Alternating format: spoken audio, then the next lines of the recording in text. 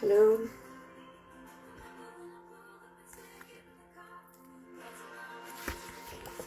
Hello.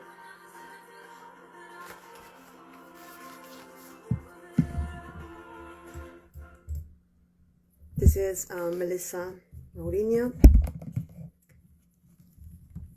Welcome to whoever is going to be listening to this live or recorded later. So welcome to this live special about my last published book, The Summer I Loved the Boy with the Star Wars Beanie. So the idea is to tell you a little bit about this book. Why did I decide to do this live special now? Well, basically because there's a new book that's coming out soon in Spanish. Later on, it's going to be published in English as well, but I haven't had the chance to introduce you to this book. I have made a live special about the Spanish edition, which is this one here.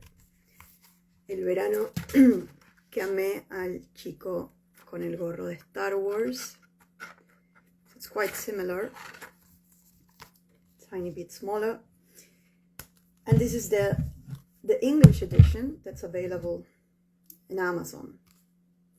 So I'm going to share a few poems with you. This book was written as some sort of hybrid, because I wrote the poems both in English and Spanish at the same time, some parts in English, some parts in Spanish. So it's kind of a personal Frankenstein, I guess.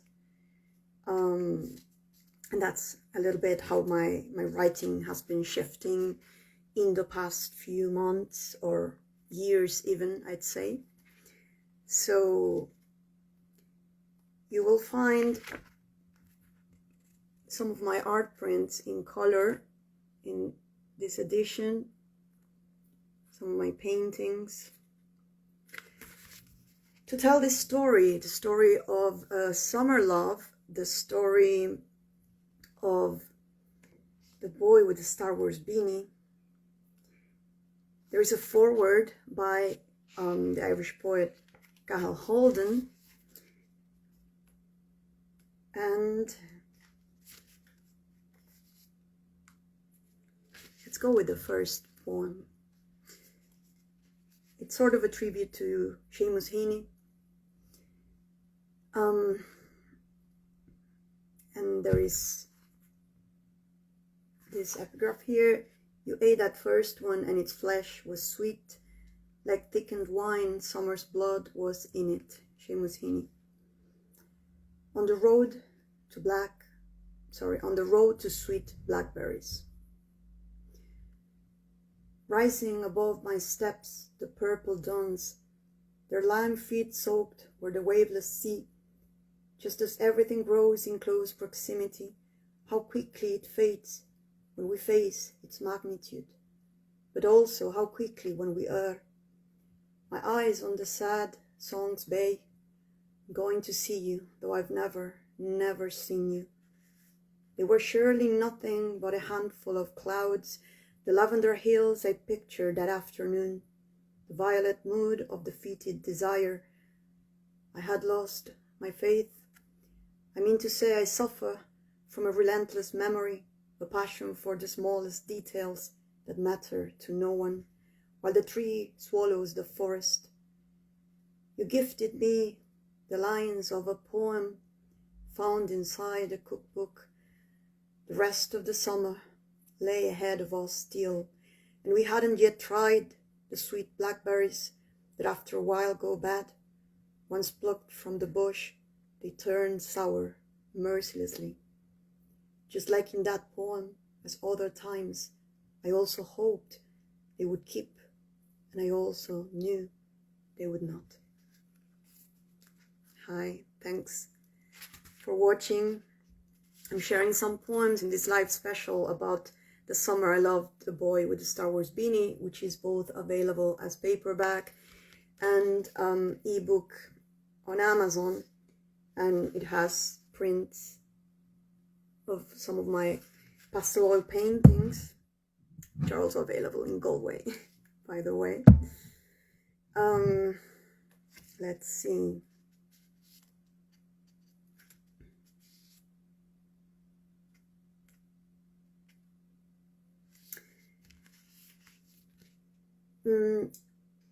Some of the epigraphs in the poems are fragments of songs. I consider this book as sort of a pop book in a way.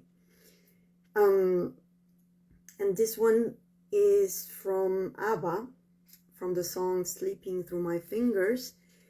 It says, what happened to our wonderful adventures, the places I had planned for us to go? Well, some of that we did, but most we didn't. And why, I just don't know. Slipping through my fingers all the time, I try to capture every minute, the feeling in it, slipping through my fingers all the time. So, the poem. What slips through your fingers? Rose harissa, thyme, sage. He listed his favorite spices and herbs. See those fine golden hairs cast away like an island on his hairless arm, that massive scar, now undetectable, narrating an event to which you only have access because his words these days find shelter in your ear. Treasure the detail. Do not let it be lost. When his voice fades away and can no longer reach you, the rivets of what was said will remain, shining in your worn-out heart. I see us sitting outside that pub at 23 Key Street, which sounds like key, but isn't spelled the same.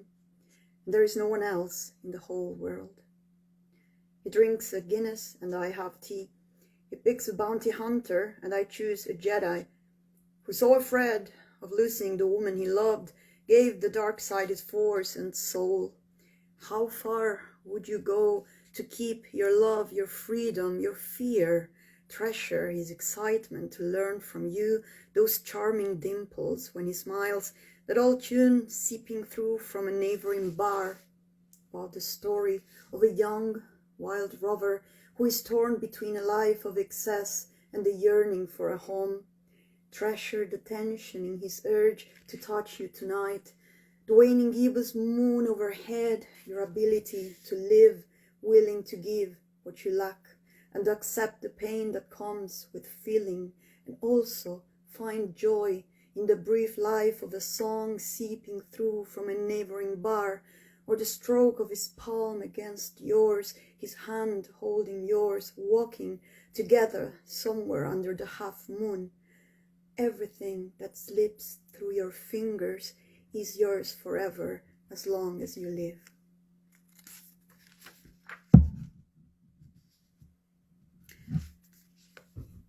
Swan's Dream. The epigraph is, I think, from it's number 3. To check on notes here.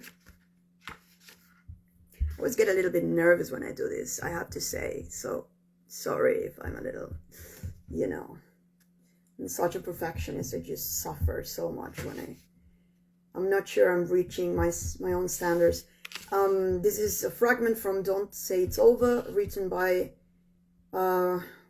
Christopher Scott Skate and Cole Young and Nathan Owens Towles. It's Vacation Manor. Those are the ones. So, Swan's Dream.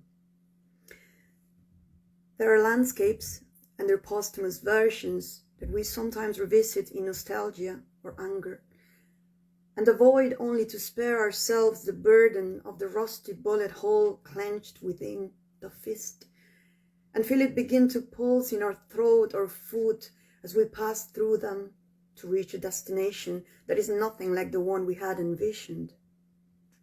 There are landscapes that hurt forever, songs that hurt forever, desires we hold so tightly that gives us headaches. If it didn't last forever, would you choose to live it and cherish it like a dream, no matter what happens between us for the next 100 years? We were sitting by the window of that restaurant with the bird's name, looking into each other's eyes, feeding one another Spanish olives and roasted almonds straight to the mouth. The little plates were rustic and perfect, elderflower and buckwheat bread. We got it wrong and queued outside the theater, almost stepping into a different story by mistake. Would it have changed anything if in the course of events? What if we had ordered something else and I had worn the red dress you never got to see? Or perhaps if we had seen each other a week earlier or later, a year earlier or later? We were sitting by the Spanish Arch, killing time, delaying the moment when his body would cross the boundaries of my body to stay within me to this day, like a beat transplanted from heart to heart. We saw a flock of swans with bright feathers, prepared to sleep under the cover of a starless night. They glided along the river. A plastic bag among them resembled another swan.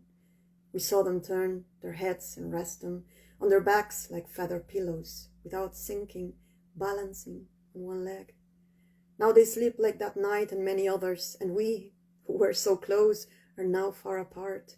I revisit the landscape and reinvent it without you, to show it to you so that you can also make it yours. I hold it in my hands as if it were the swan's dream or a gem. I write it, I paint it with my fingers. I let it float on the pearly skin of the river. I let it go.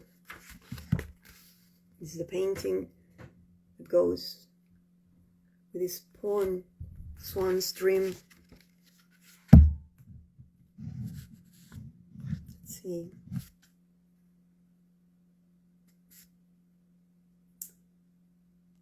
Brainstorming.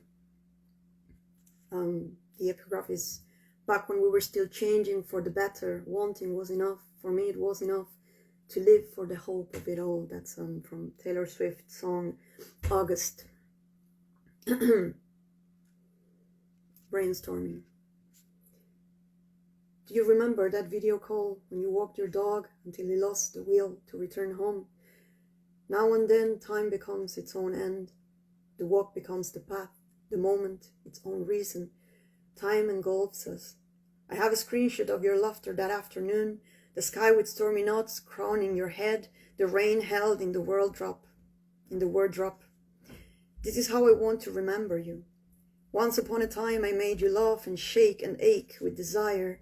We grew from the branches of summer when no one was looking, not even us. Memory is a poorly sewn stitch when there is no forgetting. If the lips of the wound open, it begins to talk. We said rain and we got wet. We said kiss and we ran out of air. We said soon and we burned again. Do you remember that video call when your brainstorm took us non-stop to our next date? Today I rub my cheeks with the ashes of your name. It gets dark earlier since then, and like a cross-country skier I endure, hoping against hope. I move towards another day. I open furrows where I sow shards from the summer so that scars bloom. I have a screenshot of your laughter. I'd like to remember you like this. It's a landscape from Killarney.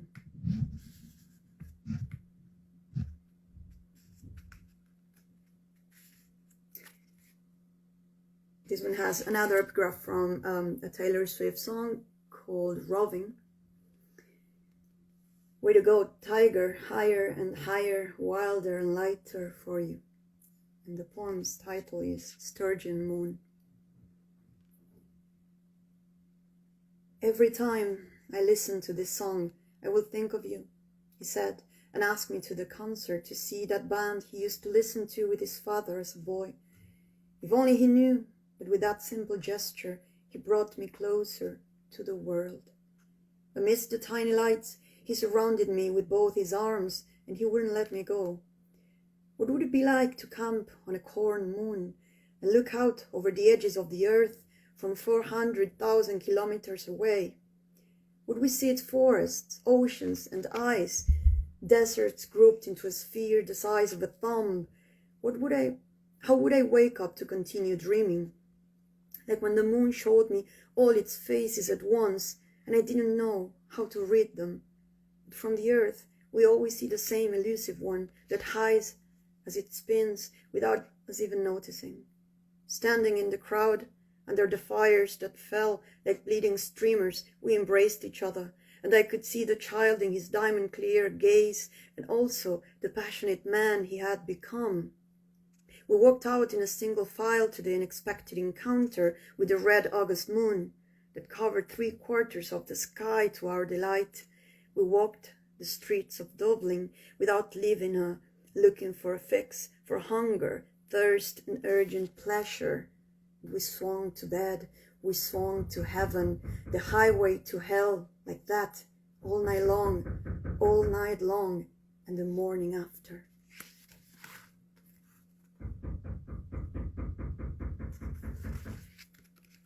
Okay, it sounds like someone's hammering or something.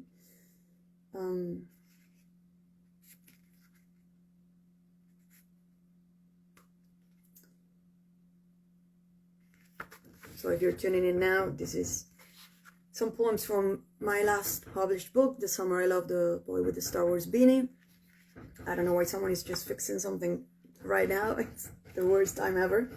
But well, I don't have much time left, so I'm just going to read a couple more. That's going to be it, folks.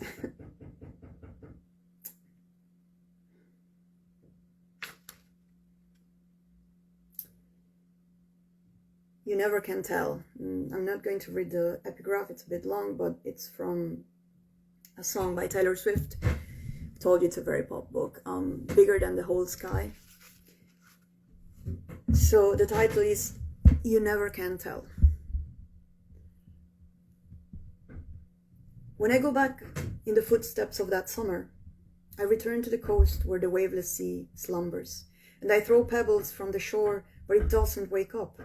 There, where we met, where you kissed me first, where we played the game of love for just a few days that felt like a lifetime of us, and we spotted a ship that was moving away so slowly it never quite left. I get out of the car, dodging the drizzle, and I look for you amongst the people at the cinema entrance where we had seen the worst film in the world. You walk towards me, anxious. The racing flags still adorn the street by the promenade, and the grass shines brighter than the sun. You phrase your attempt to give me flowers with empty hands, and it becomes your habit to offer me in words what you never truly give. But I have always been the kind that treasures words and saves them for when the cold arrives, because it always does. Now they are like double-bladed knives. Every time I touch them, I bleed out. There was no better firewood than I miss you. You and I were already lost in thick of autumn when I realized they were nothing but hollowed out shadows. Remember when we used to play skipping stones and it went wrong? We did it in 3 counties and it didn't work. It never discouraged us from trying because it was fun. It was enough to say, I want to see you again, to build a bridge until tomorrow and find a way back to us. You tear the basil with your fingers and we take turns smelling it. I wash and you dry. You say, like couples do, it doesn't scare you.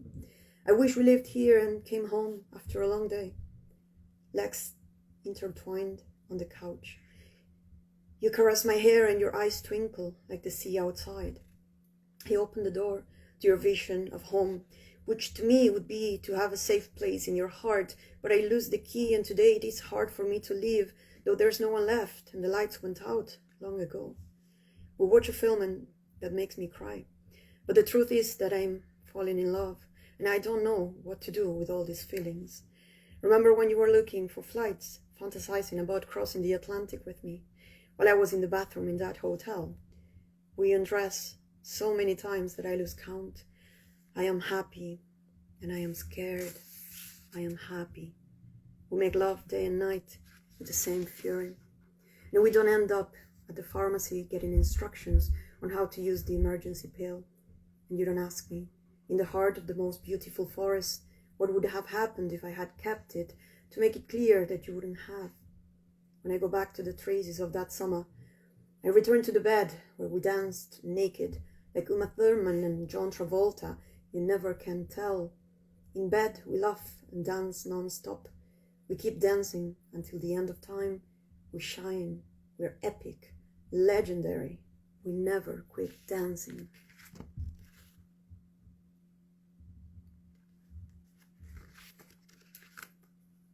All right.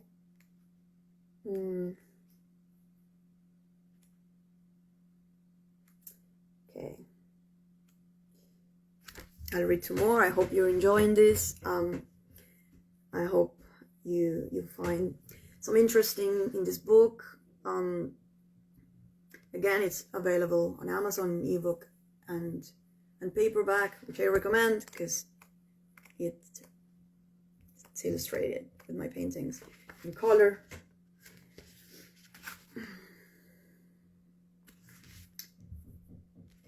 This one has an epigraph from Bleachers. I want to get better. Love Bleachers. The smell of turf. You never thought you'd be awake, but it's late, and 1,000 fires burn in your heart. I'm not on your mind. Not in every drop of blood we shed to make it enough, being graceful enough not to damage the sheets or deny the night its solace. Here, everyone wants to feel good about themselves, kneel under the dome, without resting their knees on the floor, take a breath like a bitter pill, float towards the day to come, free of regrets. I never thought I'd be awake, but it's late, and at noon someone was run over on the way downtown. I didn't see the body, but I had to interrupt my journey and get off the bus far away from my arrival and departure points. It made me angry because I wanted to move forward with life, the day slipping away, as if nothing had happened, feeling no pain inside. I didn't want to be the disease, the one who stopped traffic and waited and never arrived. Just before getting off, I saw the quaking aspens on the whitewashed facade of a house, the little late blooming sequins hanging from the stems without breaking up, resisting the onslaught of the wind, or rather hosting its oscillation, being one music with it, a requiem to decay without fear of falling, along with all the others wounded, scattered at the feet of those winter-skinned trees. You're not on my mind, nor are the clusters of clouds floating over Kilorglin Bridge across the lawn, the lavender flowers I hid in the pillows to guard our sleep, but tore out before I left to spare you the trouble of cleaning. You don't remember me. The phone trembles in your pocket, or your body tells you that you'll find me around the corner when you go out to buy a can of tomato sauce. The lemon infusion, the chaotic veil woven by the Torque waterfall. I don't remember you. All those boys emerging from the summer look so much like you. It hurts, because I don't care about them. I speed up in the air, and again Jack's voice screams to me. I was losing my mind because the love that I gave, wasted on an ice face. Tonight, somewhere, someone mourned the loss, and once the body was removed, the street resumed its bustle. We share insomnia without speaking to each other. It is the end of summer once again, and again we walk hand in hand through the streets of Tralee, and the smell of turf is the only thing I want to keep from that moment that binds me to you, even if nothing binds you to me. We light the stoves, and the fragrance blankets us. Can you sense it? Let's smell it together for the last time. Okay, so as you can see, it's a pretty sad book, but it's also full of romance and hope. I guess there's always some of that in love. I always say it in one of the poems, it's a leap of faith, right? You never can tell, as the song and as the poem. Alan, this is awesome, listening intently as I work. Your favorite. Thank you so much, Alan. I really appreciate that. I'm gonna read the last one. I hope you've enjoyed this. If you're watching this later on recorded, I hope you enjoy it too. So this is a really special poem to me. Somehow I find it a little bit comforting in a way, and I think that's, I don't know, sort of nice. So It has a really nice epigraph, actually, from Lord Hearn. It's Long Lost. It says, I've got a place in the world and I found my way.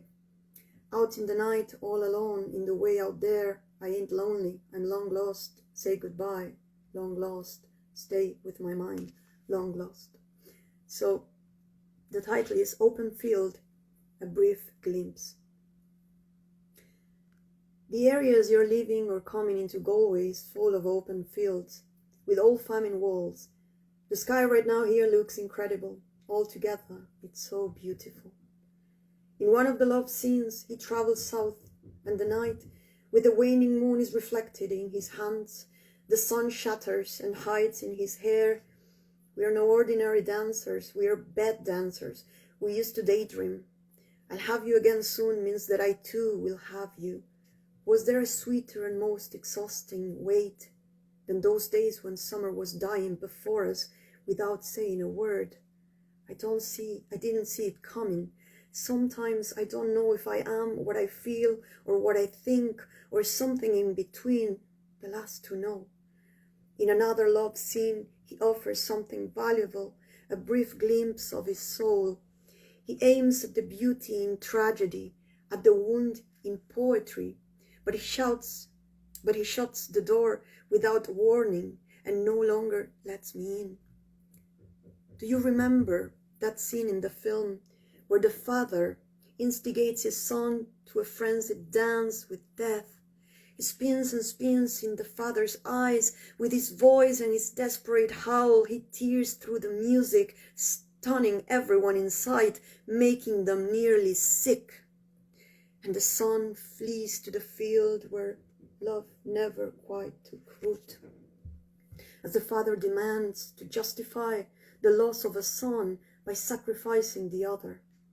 That sadness shelters us for a few lines.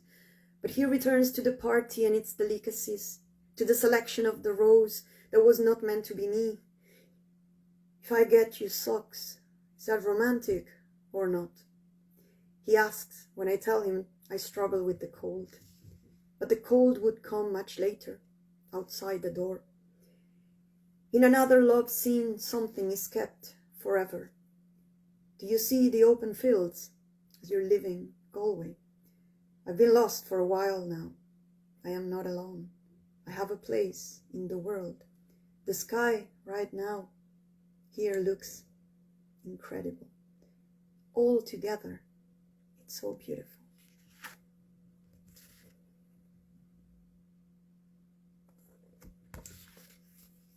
So this was a little bit of the summer. I Love the Boy with the Star Wars Beanie. Last published book.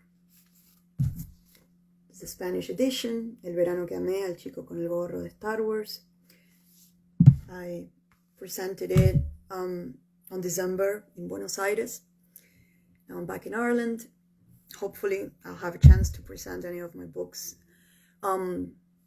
published in English here in Ireland as well someday. Who knows? That would be actually lovely. Time will tell. So thank you for listening. I hope you've enjoyed this. I'm Melissa Mourinho, and this was a live special about the summer I Love the Boy with a Star Wars beanie. Thank you for watching and have a great day. Bye-bye.